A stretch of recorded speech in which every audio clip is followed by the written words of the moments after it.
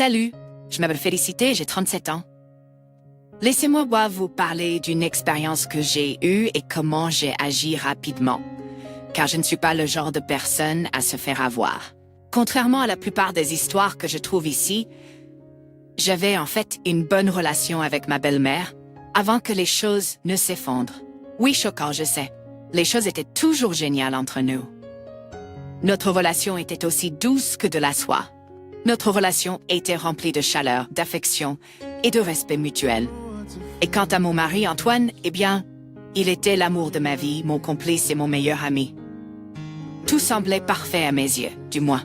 Et ce n'est pas moi qui suis délirante ou qui manque de voir les signes avant-coureurs.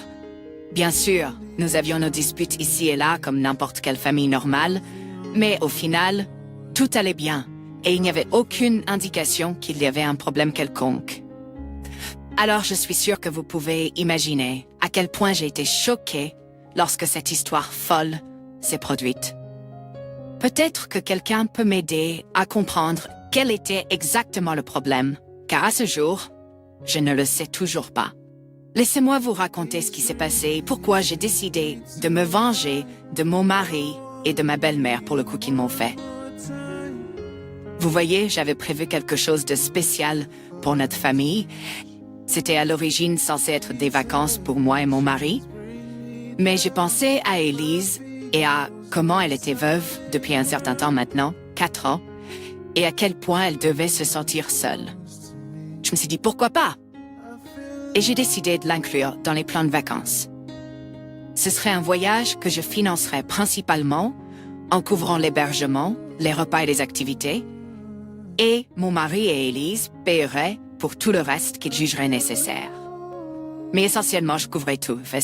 Je voulais gâter Élise et Antoine avec des vacances en Espagne inoubliables. Oh, l'idée de se promener dans les rues animées de Barcelone, de déguster des tapas délicieux et de profiter du soleil méditerranéen remplissait mon cœur de joie. Je pensais que ce serait une merveilleuse occasion de créer des souvenirs durables et de renforcer le lien entre nous.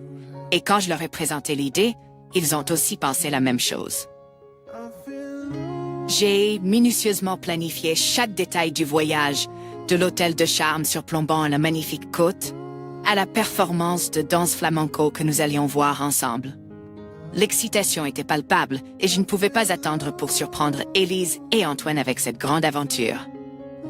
Je ne savais pas que les événements qui m'attendaient allaient ébranler les fondements même de ma confiance et briser l'illusion de notre petite bulle parfaite. J'allais entreprendre un voyage qui allait changer à jamais ma perception de la famille, de la loyauté et de la profondeur de la tromperie humaine. Mais ne nous précipitons pas, mes chers lecteurs. Permettez-moi de vous ramener à ce jour fatidique, le jour où nos rêves d'Espagne étaient encore remplis d'espoir et de promesses.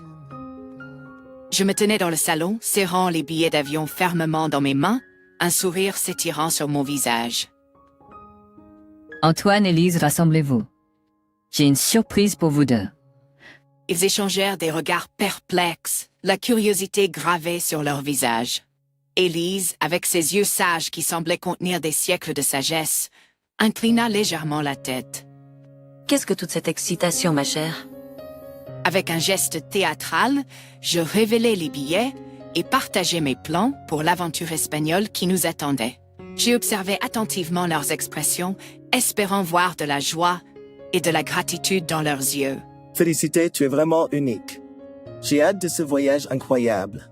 Élise, quant à elle, arborait un sourire plus doux, son regard croisant le mien. Oh, my sweet Felicité, you've truly outdone yourself. This is a gift beyond measure. I'm deeply touched. At that moment, my heart swelled with pride and contentment. Their reactions validated the love and effort I had poured into this surprise. I had thought that this vacation would be the glue that bound us even tighter, that it would create unforgettable memories and strengthen the ties that already seemed unbreakable. But as you might have already suspected, this tale takes a treacherous turn. Beneath the surface of our seemingly idyllic relationship, an intricate net of deceit and betrayal lay in wait, ready to ensnare us all. And when the truth unraveled, it would test the limits of forgiveness and challenge the very essence of family bonds. As planned, we boarded the plane and set off for our 2-week adventure. The anticipation was palpable as we immersed ourselves in the vibrant streets and rich tapestry of Spanish culture. For the first week, everything seemed to be going according to plan. We savored the flavors of paella, wandered through historic landmarks, and danced the night away to the infectious rhythms of flamenco. Laughter and joy filled the air, and I basked in the belief that our bond was unbreakable. However, little did I know that a storm was brewing on the horizon, waiting to unleash its fury upon my unsuspecting heart. It was on a fateful Monday morning, as the sun bathed the city in its golden hues, that I woke up to find an empty hotel room. Confusion and a growing sense of unease gripped my heart. Frantically, I reached for the phone, dialing both my husband's and Elise's numbers, hoping for an explanation. It was crazy. They just poofed into thin air. But to my dismay, their phones remained silent, their voices absent. Fear began to claw at the edges of my mind as I searched the empty room for any sign of their presence. There were no notes, no bags, no traces of disturbances or struggle, just an unsettling silence that hung heavy in the air. It looked like I had booked this family unit all to myself. As the minutes turned into an eternity, questions flooded my mind. Had they lost their way? Had they been taken against their will? But the absence of any evidence ruled out these possibilities. A chill ran down my spine as I reluctantly accepted the truth. I was left alone in a foreign land. Just as despair threatened to consume me, a glimmer of hope pierced through the darkness. My phone buzzed, signaling an incoming call. It was Elise. Relief washed over me, mingled with confusion and a deep sense of hurt. How could she leave without a word? With trepidation, I answered the call, my voice filled with a mix of concern and disbelief. Where are you? What happened? Elise's voice, tinged with a strange mix of resignation and frustration, reached my ears. Mais elle n'avait pas l'air de la même vieille dame douce que j'ai toujours aimée. Non, sa voix avait l'air un peu plus froide. Élise, je pensais que je devrais au moins te rappeler puisque tu as bombardé mon téléphone avec tes appels incessants. Ah, je suis désolée de te déranger. Je me demandais juste où vous étiez tous les deux. Vous cessez before smile. Je m'inquiétais juste qu'il se soit passé quelque chose de grave. Puis elle a dit ces prochaines paroles avec tellement d'indifférence que ça m'a secoué jusqu'au fond de mon être. Nous t'avons laissé. Mais pourquoi? Qu'est-ce qui s'est passé? Je suis désolée, je ne pouvais pas supporter de passer une autre semaine en ta compagnie, alors j'ai dû partir. De quoi tu parles? Est-ce que j'ai fait quelque chose de mal? Oui. Je veux dire, comment peux-tu être si insensible? Insimbe. Excuse-moi.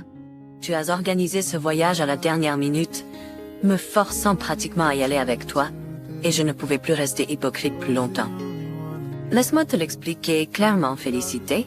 Je n'apprécie pas ta compagnie. Bien sûr, on peut passer quelques heures ensemble lors d'un événement familial, mais 2 semaines? J'ai essayé d'être civilisée et de te faire l'honneur de ma présence aussi longtemps que possible, et il s'avère que je n'ai pu tenir qu'1 semaine avec toi avant de perdre la tête. Je suis désolée, mais je suis en route pour l'aéroport avec Frank en ce moment. Nous ne pouvons plus être autour de toi. Le choc a résonné au plus profond de moi. La révélation m'a frappé comme un éclair, détricotant les fils de confiance que j'avais naïvement tissés. Comment notre lien apparemment indestructible a-t-il pu s'effondrer sous le poids de griefs non exprimés? Des questions ont afflué dans mon esprit alors que je luttais avec cette dure réalité. Qu'est-ce que j'avais fait de mal? Qu'est-ce que j'avais fait pour mériter une telle dureté? Comment les choses ont-elles pu en arriver à ce point? N'y avait-il aucune chance de réconciliation? La confusion et la douleur se mêlaient en moi, la douleur de la trahison s'infiltrant profondément dans mon âme. Honnêtement, je ne savais pas que tu ressentais ça, Elise. Et tu n'avais aucune raison de le savoir. Je t'ai toujours laissé croire que tout allait bien entre nous. Alors pourquoi ne pas en avoir parlé? Pourquoi ne pas m'avoir assis pour qu'on puisse régler le problème entre nous? Parce que si je suis honnête, je ne sais toujours pas ce que j'ai fait pour te blesser. Eh bien, c'est ça le problème. J'arrive pas à mettre le doigt dessus, mais tu m'agaces. Quoi? c'est la chose la plus enfantine que j'ai jamais entendue. Tu ne peux pas me supporter juste à cause d'un agacement inexplicable. Grandest Tiana, je pensais t'avoir offensé ou quelque chose, mais je n'ai rien fait de mal, n'est-ce pas? Eh bien, pas nécessairement, mais ça n'a pas d'importance. Ce qui compte, c'est ce que je ressens pour toi. Et je ressens que tu es agaçante, et je ne supporte pas d'être autour de toi. Si c'est le cas, alors pourquoi as-tu accepté de venir avec nous pour ce voyage? Parce que c'est un voyage gratuit en Espagne. Père n'aurait cette bonne idée. Mais, au fil des jours, j'étais de plus en plus fatiguée de tes manigances. Quelle manigance? Qu'est-ce que j'ai fait de si mal pour que tu décides de me laisser seule dans un pays étranger? Elle n'arrivait pas à répondre, et j'étais de plus en plus impatiente de cette aversion impromptue qui venait de nulle part. J'étais choquée, blessée, confuse et en colère, mais surtout, j'étais juste triste. Je devais demander à mon cher mari ce qu'il avait à dire dans tout ça. Laisse-moi parler à Antoine. Avec décontraction et facilité, Tiana passa le téléphone à Antoine, qui, je peux supposer, écoutait toute la conversation. Il avait l'air aussi indifférent et froid que sa mère. Allô? Vraiment, Antoine, tu as décidé de me laisser aussi? Je ne t'ai pas laissé parce que je ne t'aime pas. Je suis parti parce que ma mère avait besoin que je la ramène chez elle. Donc tu étais au courant de tout ça? Eh bien, je veux dire, depuis combien de temps sais-tu que ta mère me déteste apparemment? Depuis un certain temps maintenant, j'espérais que ce voyage nous rapprocherait. Mais j'avais tort. D'accord.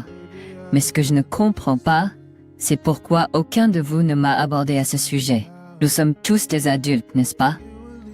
Ce qui signifie que s'il y a un problème, nous le résolvons. C'est pas comme si nous n'avions jamais eu de dispute dans le passé. Non, nous nous sommes assis et nous avons résolu ces disputes. Qu'est-ce qui est différent cette fois-ci? Antoine n'arrivait pas à répondre, tout comme sa mère il y a quelques instants. La seule chose que je peux en conclure en toute sécurité à propos de cette stupide querelle est que ta mère me déteste pour une raison stupide qu'elle sait n'est pas valable. Peut-être qu'elle est jalouse de moi ou quelque chose du genre. Peut-être que j'ai quelque chose qu'elle ne peut pas dire. Et elle sait qu'elle ne peut pas en parler sans avoir l'air ridicule. Alors elle tourne autour du pot quant au problème exact. Ai-je raison de supposer cela? J'ai pris leur silence assourdissant comme un gros oui. Eh bien, je peux dire que je suis honnêtement choquée. Je ne savais pas que vous deux ressentiez cela à mon sujet. J'espère que vous avez un vol de retour en toute sécurité. J'ai écospé la peine, en marchant dans la chambre d'hôtel, essayant toujours de comprendre exactement quel était le problème. J'ai commencé à pleurer en me demandant ce que j'avais fait pour mériter ce traitement. Mes 37 ans sur cette planète m'ont appris que parfois les gens vous détestent pour apparemment aucune bonne raison. Ils sont jaloux ou amers parce qu'ils vous voient en paix avec vous-même. Et cela les rend furieux parce qu'ils luttent avec leurs propres valeurs. Je suis sûre que je ne suis pas le seul à avoir vécu cela, mais pour être honnête, les dernières personnes auxquelles je m'attendais à ce comportement étaient ma propre famille. Après avoir pleuré pendant un certain temps, j'ai eu une épiphanie. Laissez-moi vous ramener à ce moment fatidique où j'ai décidé de prendre le contrôle de mon destin et de chercher vengeance contre ces deux personnes qui m'avaient fait du tort sans raison valable. C'était un moment décisif qui allait changer à jamais le cours de ma vie. Alors que j'essuyais mes larmes, une nouvelle détermination a surgi en moi. Je refusais de gaspiller plus de mes précieuses émotions sur leurs actions pathétiques. Non, il était temps de leur montrer qu'ils ne pouvaient pas piétiner mon cœur et s'en sortir impunis. Avec mes doigts tremblants, j'ai composé le numéro de mon ami d'enfance, Antoine. Nous avions traversé le meilleur et le pire ensemble, et je savais que je pouvais lui faire confiance avec mes secrets les plus sombres. Après l'avoir ouvert mon cœur et expliqué la douloureuse trahison que j'avais vécue en Espagne, j'ai prudemment demandé s'il pouvait m'aider dans ma quête de justice. Antoine, toujours l'ami loyal et espiègle, a écouté attentivement, sa voix emplie d'un mélange de préoccupation et d'excitation, me rassurant qu'il était là pour moi. Félicité, ma chère amie. Tu es une force à ne pas sous-estimer et tu sais que tu peux compter sur moi pour tout et n'importe quoi. Alors qu'est-ce que tu prévois de faire? Eh bien, Antoine, tu sais comment ta compagnie de construction a toujours des surplus de sciure de bois. Oui, ça peut être assez ennuyeux à se débarrasser parfois. Eh bien, je pense que j'ai enfin trouvé l'utilisation parfaite pour ça. Sa curiosité a été piquée et mon plan a déferlé comme un script soigneusement créé, décrivant comment nous orchestrerions l'ultime acte de représailles. Mon plan impliquait de livrer des sacs de sciure de bois à la maison d'Élise, infiltrant chaque coin et recoin, et laissant une marque indélébile de chaos et de trahison. Antoine ne pouvait s'empêcher de sourire devant la brillance de mon idée. C'était une façon subtile mais impactante de rappeler à Élise le stress qu'elle venait de déclencher dans ma vie. Armée de l'expertise d'Antoine et de ma nouvelle détermination, nous avons mis notre plan en action. Mais comment allons-nous entrer dans la maison avant qu'ils ne rentrent chez eux? Tu dois récupérer la clé de secours cachée sous la plante en pot sur le patio. Ensuite, tu seras à l'intérieur. Waouh, tu as pensé à tout, hein? J'ai pas dit genre à me les jouer. Je pense être une femme raisonnable, mais si elles veulent descendre bas et agir comme des enfants, alors je descendrai encore plus bas. C'est ça, ma fille. Alors que les heures passaient, l'anticipation tourbillonnait en moi. Antoine m'avait assuré que la mission était accomplie, et bientôt, je serais témoin des conséquences de notre chaos soigneusement orchestré. Et puis, comme une douce mélodie à mon oreille, mon téléphone a sonné, indiquant un message d'Antoine. J'ai ouvert avec impatience les photos qu'il avait envoyées, et là c'était un spectacle à voir. La maison, autrefois impeccable d'Élise, ressemblait maintenant à un paysage post-apocalyptique, noyé dans une mer de sciure de bois. Chaque recoin avait été touché par nos mains espiègles. C'est une scène tout droit sortie d'un tableau surréaliste, une incarnation du chaos qui s'était déroulé dans nos vies. J'ai appelé Antoine et son rire a résonné à travers le téléphone, et je n'ai pas pu m'empêcher de me joindre à lui. C'était un soulagement cathartique, un moment partagé de triomphe contre ceux qui m'avaient trahi. J'ai exprimé ma gratitude sincère à Antoine, reconnaissant sa volonté de suivre le chemin de la malice avec moi. Il a simplement répondu « Je suis toujours là pour toi, Félicité ». J'ai exprimé ma gratitude sincère à Antoine pour avoir reconnu sa volonté de suivre le chemin de la malice avec moi. Il a simplement répondu « La malice peut être si satisfaisante, mon ami. » Alors que les heures passaient, je pouvais sentir la tension monter en moi.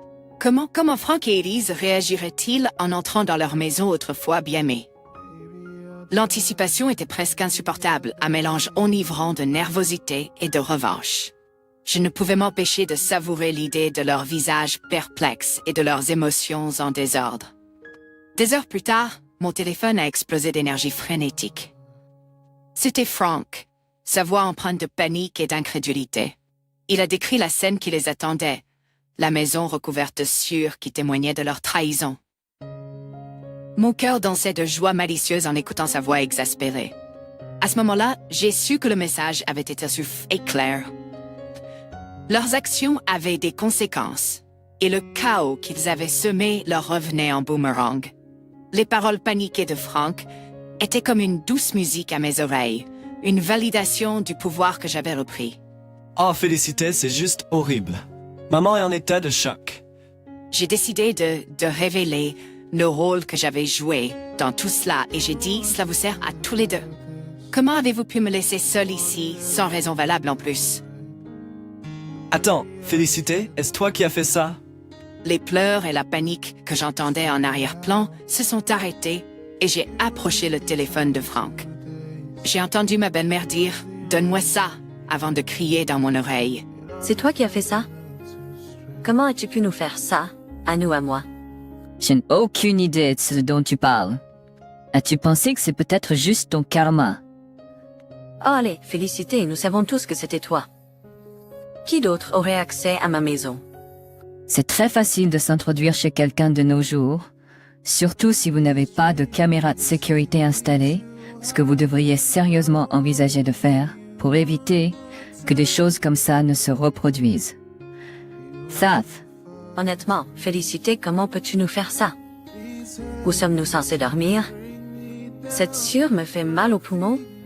Oh, c'est vrai, vous avez probablement oublié de prendre les clés de ma maison, hein? Eh bien, c'est dommage. Je suppose que vous allez devoir rester dans un autre hôtel. But for how long? Jusqu'à ce que je décide de revenir de mes vacances. Je veux dire, j'ai payé pour 2 semaines, après tout. Et qui sait, je pourrais être avare et décider de prolonger mon séjour. Frank a alors pris le téléphone de Tiana et elle a recommencé à pleurer, pleurant à nouveau ses meubles ruinés. Encore une fois, pleurant ses meubles ruinés. Félicité, c'était ignoble. Comment as-tu pu faire ça? Je ne sais pas pourquoi tu supposes que j'ai eu quelque chose à voir avec ça. Je veux dire, comment aurais-je pu? Je suis actuellement en train de me détendre dans le jacuzzi de l'hôtel. Comment aurais-je pu faire ça? J'ai retenu mon rire alors que les deux étaient clairement confus quant à ce qui s'était passé. Même s'ils soupçonnaient que j'avais quelque chose à voir avec ça, ce qui était évidemment le cas, ils n'avaient aucune preuve solide. Donc, je me réjouissais de savoir qu'ils étaient frustrés, mais qu'ils n'avaient nulle part où diriger leur colère. Alors que je disais au revoir à Frank au téléphone, un sentiment de contentement m'a envahi. J'avais pris le contrôle de ma narration, les laissant se débrouiller avec les conséquences de leurs actions. Je sais que ce que j'ai fait était assez ignoble et même assez dangereux compte tenu de l'âge de Tiana. Je veux dire, passer même une nuit dans cette maison pourrait entraîner de graves conséquences sur la santé. Mais je savais qu'il n'oserait pas rêver d'y rester. Elle était trop sabotée pour être habitable. Il devait simplement compter sur un séjour à l'hôtel pendant un peu plus longtemps, car je ne voulais pas que mon argent soit gaspillé. J'ai donc passé cette semaine supplémentaire en Espagne à profiter de la culture, comme je l'avais prévu, pendant que mon mari et ma belle-mère étaient sans aucun doute inquiets et essayaient de trouver une entreprise de nettoyage qui accepterait une tâche aussi ardue. Je ne savais pas combien de temps il faudrait pour que la maison soit nettoyée professionnellement, mais je savais qu'en attendant, ma belle-mère devrait rester avec nous dans ma maison. Et je sais qu'elle serait juste irritée tout le temps, car apparemment, elle ne supporte pas ma compagnie. Cela devrait servir de rappel à certains d'entre vous que certaines personnes doivent apprendre de la manière forte. Et si vous pouvez rendre justice vous-même, alors allez-y et faites-le. Et donnez vraiment aux gens quelque chose d'énervant.